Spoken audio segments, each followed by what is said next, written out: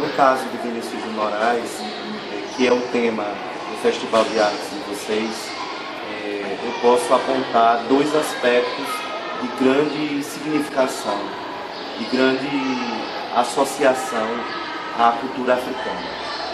Primeiro, a peça Orfeu da Conceição. Foi uma peça que ficou internacionalmente famosa, né, porque foi feito um filme também sobre Orfeu da Conceição.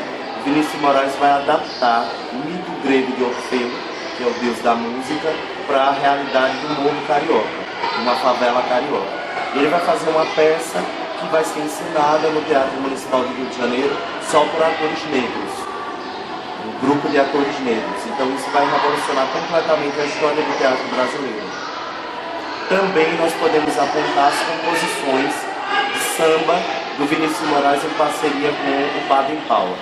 O Vinícius teve dois parceiros que foram decisivos na história da música popular brasileira, na história da carreira do Vinícius de Moraes como músico no Brasil.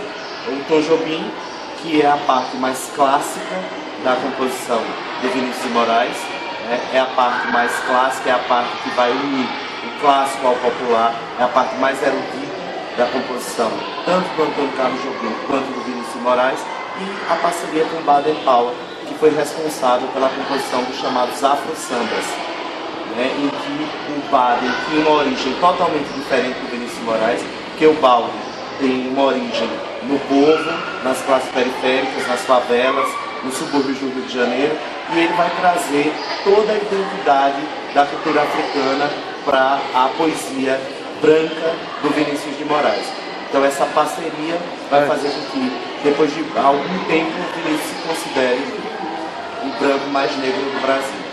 Ele acaba por trazer todos os elementos da cultura africana para a poesia dele, para a literatura dele, principalmente para a música dele, a partir da influência do compositor Baden Powell, que é um compositor que tem uma forma de tocar, uma forma de compor, sempre muito relacionada à cultura africana.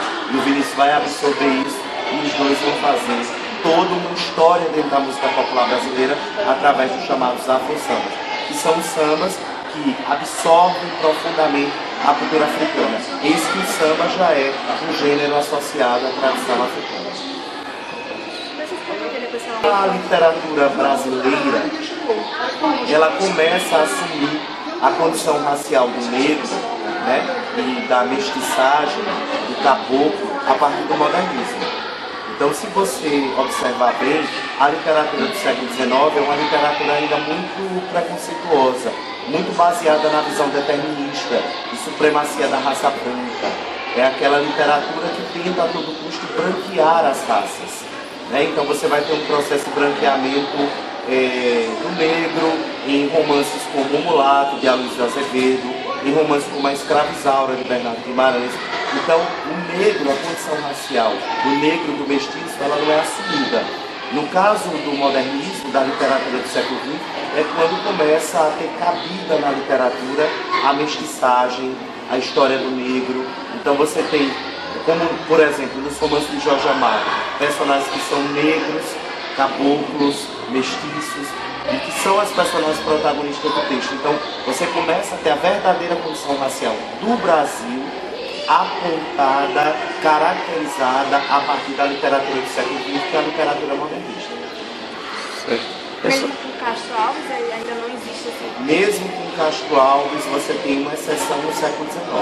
A tendência sempre é branquear as raças, é seguir o conceito do determinismo científico de que a raça branca é a raça superior. Isso, né? Certo, é que já tem